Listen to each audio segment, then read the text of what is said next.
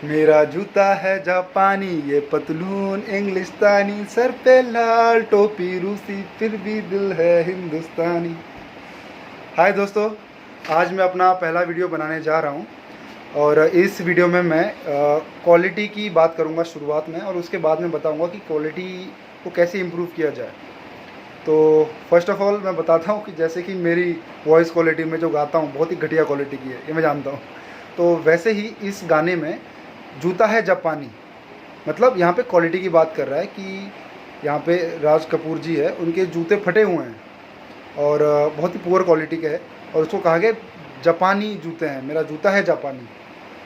World war 2 से पहले जो जापान था वो उसकी क्वालिटी बहुत ही पुअर मानी जाती थी, और उसके बाद में उसको उन्होंने धीरे धीरे इम्प्रूव किया। तो मैं वो स्टोरी बताने जा रहा हूँ आपको, एक सिस्टमेटिक वे से कैसे उसको साइंटिफिक तरीके से उसको जापान ने अपने क्वालिटी को उठाया 1945 के बाद से, और आज के दिन में वो क्वालिटी में और टेक्नोलॉजी में नंबर 1 दुनिया में सबसे टॉप पे है, ऑलमोस्ट इन द टॉप 2-3 में है वो। तो चलो शुरू करते हैं। तो क्वालिटी इम्प्रूव कैसे होती है? तो क्वालिटी एक ऐसी चीज़ है, वो हमारे हर चीज़ में होती है। फॉर एग्ज़ाम्पल, आप मुझे कॉल कर रहा है, कोई मुझे इंसान कॉल कर रहा है, तो क्वालिटी क्या है? क्वालिटी ये है कि मैं कॉल मान लो कुछ 4 रिंग्स में उठा लेता हूँ। अगर मैं हमेशा 4 रिंग्स के अंदर उठा रहा हूँ तो मतलब क्या है? तो मेरा ये इंप्रेशन है, लोगों का मेरे पे ये इंप्रेशन है कि मेरी फ़ोन उठाने की जो क्वालिटी है वो अच्छी है। क्यों? क्योंकि मैं 3 बार में 4 बार में उठा ले रहा हूँ। लेकिन आप इमेजिन करो उसकी जगह पे कि कोई है, हम उसको कॉल किए जा रहे, वो उठा नहीं रहा। उसके पीछे एनीवे कोई भी रीज़न हो सकता है, लेकिन ये जो कंसिस्टेंसी है, ये कंसिस्टेंसी नहीं रहेगी, बंदा फ़ोन नहीं उठा रहा है, तो क्या होगा? हमको लगता है कि ये बंदा ठीक नहीं है इस तरीके से, ठीक है?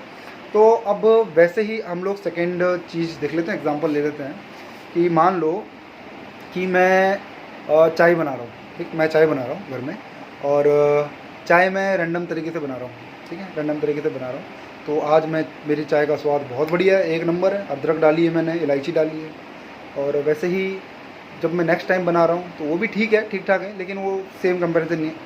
कभी बनाता हूँ तो वो बहुत ही ज़्यादा अच्छी बन जाती है, तो कभी कभी ऐसा भी टाइम आता है कि पता नहीं क्या हो जाता है और वो चाय ख़राब बन जाती है। तो क्वालिटी लाइफ के हर एक एस्पेक्ट में है कि हम कपड़े पे कैसे पहनते हैं, हम काम कैसे करते हैं, हम बात कैसे करते हैं। तो हमको हर जगह, हर एक फील्ड में हमें एक इम्प्रूव करने का स्कोप होता है, जिसे कहा जाता है कंटिन्यूअल इम्प्रूवमेंट। तो कंटिन्यूअल इम्प्रूवमेंट एक चीज़ है और वो एक कंटिन्यूस इम्प्रूवमेंट है, इसमें थोड़ा सा अंतर है। कंटिन्यूस इम्प्रूवमेंट ये कहता है कि हमें एक कंसिस्टेंटली इम्प्रूव करना है, लेकिन कंटिन्यूअल इम्प्रूवमेंट थोड़ा सा डिफरेंट है। वो ये कहता है कि आप थोड़ा इम्प्रूव करो, सस्टेन करो, इम्प्रूव करो, सस्टेन करो। तो इससे क्या होगा? हम लॉन्ग रन में हम लोग एक स्टैंडर्डाइज तरीके से धीरे धीरे स्टेप बाय स्टेप हम लोग काफ़ी ऊपर लेवल तक इम्प्रूव कर सकते हैं, ठीक है? तो इम्प्रूव करने का सबसे पहला स्टेप क्या होता है? सबसे पहला स्टेप होता है कि हमको अपने कंडीशन को अंडरस्टैंड करना होता है कि हमारी इशू क्या है, प्रॉब्लम क्या है। तो हमको सबसे पहले क्या करना होता है? हमको अपने करंट सिनेरियो, जो करंट सिचुएशन है, फ़िलहाल का जो अपना क्या माहौल है, उसको समझना होता है, और उसके हिसाब से जो नेक्स्ट स्टेप होता है, नेक्स्ट स्टेप में क्या करते हैं? समझने के बाद में नेक्स्ट स्टेप में क्या करते हैं? नेक्स्ट स्टेप में हम लोग करते हैं उन इश्यूज़ को एक एक करके लिस्ट डाउन करते हैं।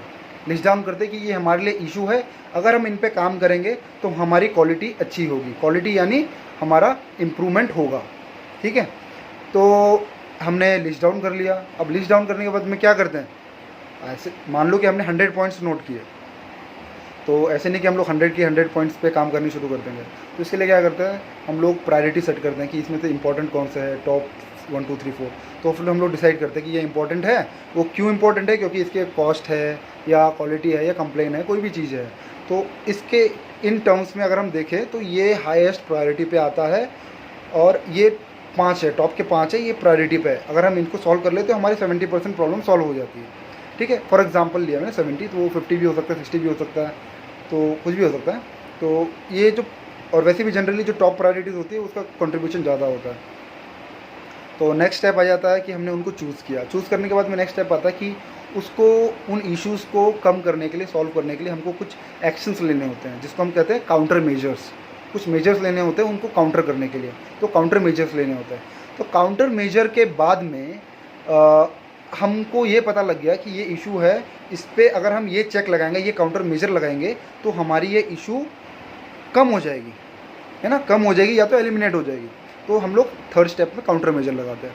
तो काउंटर मेजर लगा लिया, ठीक है। अब काउंटर मेजर लगा लिया तो काउंटर मेजर को हमको देखना पड़ेगा कि ये जो काउंटर मेजर लगा है उसको मॉनिटर करना होगा। बिल्कुल मॉनिटर करना पड़ेगा, क्योंकि अगर मॉनिटर ही नहीं करेंगे तो हम कैसे बोलेंगे कि हमारे इम्प्रूवमेंट है या नहीं है। तो इम्प्रूवमेंट या को देखने के लिए हमको उसको एक क्वांटिफाई करना पड़ेगा, एक उसको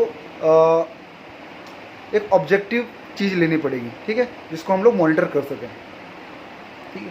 जैसे कि कॉल फॉर एग्जांपल ले लो कि कॉल बंदा कितनी देर में उठा रहा है। तो अगर हम उसका डेटा ही नहीं होगा, हम उसको मॉनिटर ही नहीं कर रहे कि 3 बार रिंग होने पे उठा रहा है या 4 पे हो रहा है, तो हम बता नहीं सकते हैं कि हम एक्चुअल में क्या कहते हैं, एक्चुअल में उसकी प्रेजेंट लेवल क्या है और आगे इम्प्रूवमेंट क्या हुई है, वो 3 से 2 पे आया क्या आया है, तो हमको नहीं पता लगेगा। तो इसके लिए हमको डेटा मॉनिटर करके उसको एक मॉनिटर करना पड़ता है, ठीक है। तो उसको हम कहते हैं की परफॉर्मेंस इंडिकेटर्स। वो जो इंडिकेटर्स होते हैं, जो पैरामीटर्स होते हैं जिसको हम मॉनिटर करते हैं, उनको बोलते हैं की परफॉर्मेंस इंडिकेटर। तो ये होता है। इसके बाद में नेक्स्ट आता है कि हमने मॉनिटर कर लिया, अब क्या होता है, ये अगर हम इंडिविजुअल बंदा है तो उसको दिक्कत नहीं आती, लेकिन ये एक ऑर्गेनाइजेशन में होता है या फिर जहाँ पे काफ़ी सारे मल्टीपल लोग होते हैं, तो कोई भी हम आइडिया देते हैं उसका एक्सेप्टेंस होना बहुत ज़रूरी है। तो हम क्या करते हैं, इसमें टारगेट्स डिसाइड करते हैं कि हम इन चीज़ों को मॉनिटर करेंगे और इसको हम इतना दिनों तक, मान लें कि 2 महीने तक मॉनिटर करेंगे और 2 महीने तक इसको हम 50% रिड्यूस करेंगे। अगर हमने ये प्रपोज़ किया है तो प्रपोज़ करने के बाद में हम लोग क्या करते हैं, एग्रीमेंट लेते हैं सब लोगों से कि साथियों हमने ऐसा डिस्कस किया है, सब मिलकर डिस्कस करते हैं। उसके बाद में एग्रीमेंट करते हैं कि हम ऐसा करेंगे। जब सारे लोग एग्री करते हैं उसके बाद में हमारा नेक्स्ट स्टेप चालू होता है उसको इम्प्लीमेंट करना, ठीक। तो सबसे पहले प्लानिंग होती है। तो planning is the basic need for any improvement practices.